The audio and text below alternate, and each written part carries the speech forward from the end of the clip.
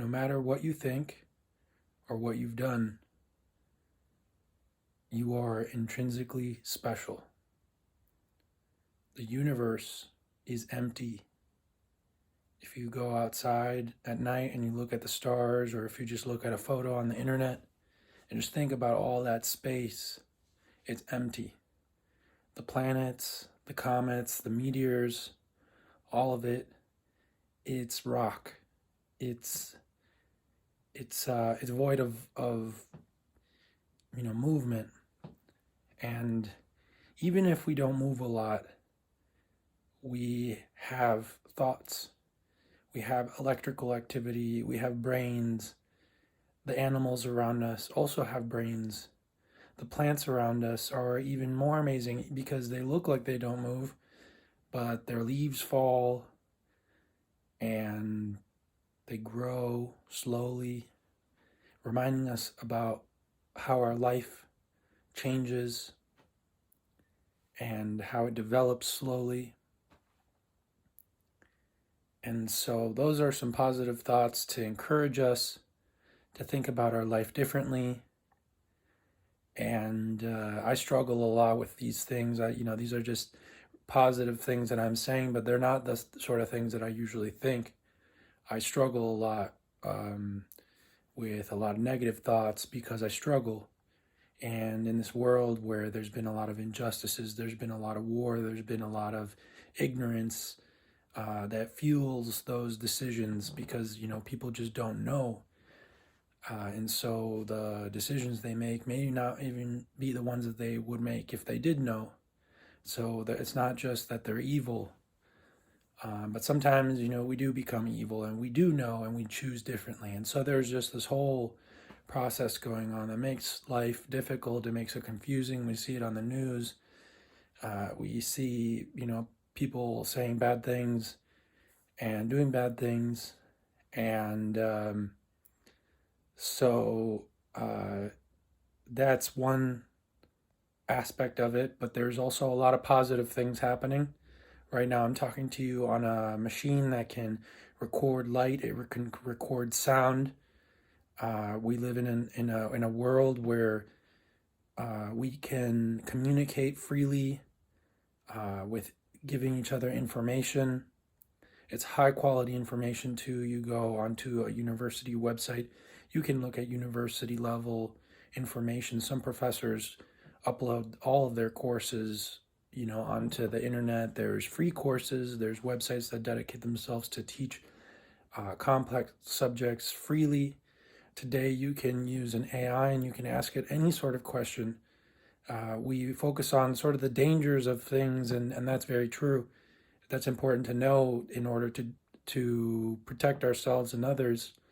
However, AI is a great tool to ask a question that you have always wanted to know, and you can even ask it's for its sources to look up the source information, just like Google, Yahoo, and now DuckDuckGo and all these other search engines.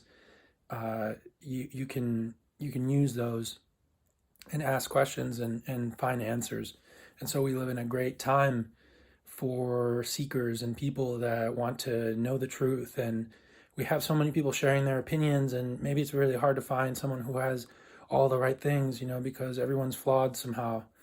But we're free to extract what we can and figure it out, for ourselves. And we benefit from that. And the truth will set you free is what the sort of the wisdom that people repeat. And sometimes it doesn't feel like that because there's a lot of information out there that it condemns us. It portrays us in a negative light. Oh, why is humanity doing this? Why have we caused climate change? Why do we cause wars? Why do people behave this way? Why aren't the things the way we want them to be, the way that they should be? And so that's the truth that is portrayed through that process of discovery it could be true. We could measure something and we can say this is happening, this is changing in maybe a way that is harmful to us.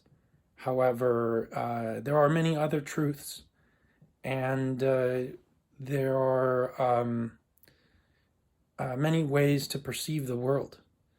So, one truth that is enlightening and comforting is that humans are very unique animals. We are animals because we move. That's what the word animal means. In Spanish, it means animar. Animar is connected to the word animate, like an animated being. And I learned this from a naturalist, and I'm forgetting his name, but he speaks German. He visited the United States, and you can find his information online. And he's from Germany, and so he was talking about the spirit, what is spirit, what is alive, and things like that. And so we're alive, we're moving. Our plants are moving too. The liquid is moving inside of them, and once in a while, a flower will occur, and that's the sort of the peak of the movement, and all the growth that occurs on these 1,000-year-old trees. It's amazing. And so we're special animals because we can talk, we can reason, we can feel bad for the things that we do. Throughout Earth's natural history, plants have caused problems. For example, grasses, the way that they developed after generation and generation of being sort of eaten, is that the ones that survived were the ones that had pieces of silica in them, so they were sharpened, so they hurt the teeth of the animals that tried to eat them. And so that, generation of survival changed the way that these organisms lived, and that change was harmful for many animals, large animals that ate that. And so they died because their teeth would get infected, their stomachs couldn't process all those minerals. And not only did they change in that way, but they also changed in their composition, so that when they dried, they would just burn. And so that also helped them create more space for for them to replicate, because the ones that would survive the fire, then they would just grow and grow and grow, and causing more fires. And because of the location of their growth point underneath the ground. And so, and many other things. And so that really changed the world. And that's why we have ruminants. That's why we have cows and horses and all these things, because those are the survivors. Those are the ones that survived that big event, that big change, and everything that that couldn't eat that grass, that was feeding on the leaves of the trees. Those things went extinct. And grass has no brain. People could argue whether it has a spirit or whether it has some sort of life, and people can get very creative and emotional to try to create an argument, and everything is special. So but it's not a human, and it's not a dog, it's not a cat, it's not a cow. They're very rudimentary beings, and it had no way of feeling bad. It had no way of communicating. It had no way of protesting. Humans, on the other hand, we get mad, we get angry, we protest, we say, no, this isn't right, we shouldn't do this, why is this happening? We cry, we, hide it and let it fester. I mean, there's so many things that we can do because we're humans, and that's so special. And that's why a lot of, old religions saw us as being sort of a reflection of the force that created the world, because we are creating and thinking about things in a very creative way, in a very unique way. And mathematically, it's true. I mean, we think about numbers that don't exist in nature. We think about, we imagine, we fantasize, we can have delusions that are not part of reality. And so there's something special going on in our brain, in all of our brains, that isn't occurring around us. There's something like it happening around us, but there's something very special about just the way we live our lives, the way we move. Just that's intrinsic, even if we're doing mistakes, even if we're evil, even if we're doing destructive things. And the world um, is going into balance. And that I learned from studying the books that were preserved by Jewish people, and studying the languages, and studying the Arabic and in the Quran. And the word shalom is related to this concept of balance, of something being at peace. And so that's something we can observe also in nature, because the world is constantly being brought into balance. And if there is an imbalance, if there is an injustice, then slowly but surely it will be brought to justice. It will be balanced. That is just how the world works. And it's an amazing thing. And it's what I try to think about, so I don't feel bad about the bad things that happen to me. But it does cause fear, because there's a lot of bad things that happened before me. And so I'm part of that. And I'm not the best at managing that, because it's so big, it's so complicated. It's so much bigger than me. It's not something that I can really fix, but I just know that I'm a part of it. And like living here in Madison, Wisconsin, where there is so much history, Native American history, and contending with that reality, that change, and the trauma that it caused, and the dysfunction that it caused, and some of the dysfunction that I experienced in my life growing up here as a result of it. It's not a value judgment on any of the people. People are great, yet there's some struggle, and there's just sadness and all these things. And so knowing where it comes from is helping me understand it. And everything's going to be balanced. So I feel less fear. I also feel less fear when I think about what I learned from Jewish people about there only being sort of one force behind the world, and that force being love. Because that's how things are created. If everything was opposing itself, nothing would exist. But we know things are created because there's love in the world, and that's expressed in all these religions in different ways, and they all connect, especially the Abrahamic ones. And I had explained that earlier in another video. And so now I don't fear things that are scary, and I try to perceive them as part of a test, to think about what it is that I'm here to be challenged by, and how can I deal with those challenges.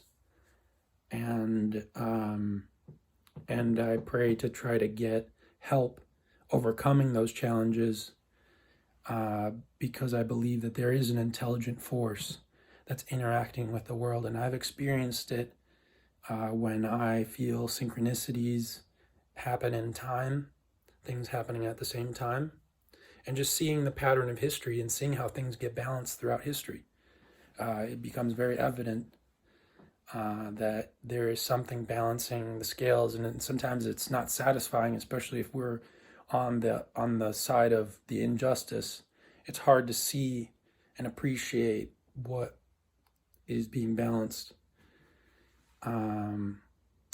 But that's the wisdom of the Quran, is that this force is very merciful, and it balances things in a merciful way. And that's how we know what an injustice is because when things are opposing themselves in an unmerciful way, that's an injustice when the balance is broken. And so those are the patterns of injustices in the world. And justice is really just the balance of things, and there's many ways that people interpret it. People like Jesus are very inspiring to me because they try to change the way that we perceive justice and law, and looked at the reasons for why those things exist. And the reason is love. And so to create a more just world, to create a world where we feel a less pain, our duty is to love one another. And the Quran helps guide us to what love really is, because it gives the examples of establishing prayer and giving charity. And those two things have their own little roles within the narrative, because back then a lot of people were doing business, and so they said, we're always doing business, why don't we pray? And it's very similar to how some of these companies nowadays are taking a time to meditate. At least that's, from my perspective, that's very similar. And it's the prayer aspect is very similar to meditation. It has that similar role, and I think that I don't judge people if they meditate or if they pray or if they don't pray, if they don't believe. I think it's not our job to do that. It's not our duty. People have discouraged that, even though it's difficult to sometimes do. Yet I think prayer is also an important thing to feel like there's something active, and that it's one thing. And so, we should have a fear of it, because it is the creator and the destroyer. But we can tell all around us that it created. So it is a creative, it is a loving thing. And charity is so important too. And that was a message that was really shared to me by Catholic people. And growing up Catholic, was, this story of Jesus giving to the poor people. And I've seen videos of Jewish people also giving a lot of money away to different people. And so it goes back, to its roots. And that's so important to create a fairer world. And I was thinking about that recently, about how in our society in the United States, we have a narrative that says everyone should sort of fend for themselves, should figure out the right from wrong. And there's a lot of people who, because of that story, of that narrative, are hurting each other to get ahead. And so it creates a very difficult thing to navigate. Many people in our generation were suffering because of it, because we didn't get taught the right way and the wrong way. And we may have gone the wrong way and we hurt now. And so we don't even like the concept of right and wrong. We don't want people to talk about it because it hurts. And I think that, that's an example of maybe where I've gone wrong in life, is just how I spend my time, and I lost a lot of time. So I've grown old, and I missed opportunities. And so that's something that no one can buy back. And um, so, point being is that usually people who want to create a system like that in the, people call it capitalism. You can give it whatever name you want to. Um, there, you can always pick it apart, and it's a little different.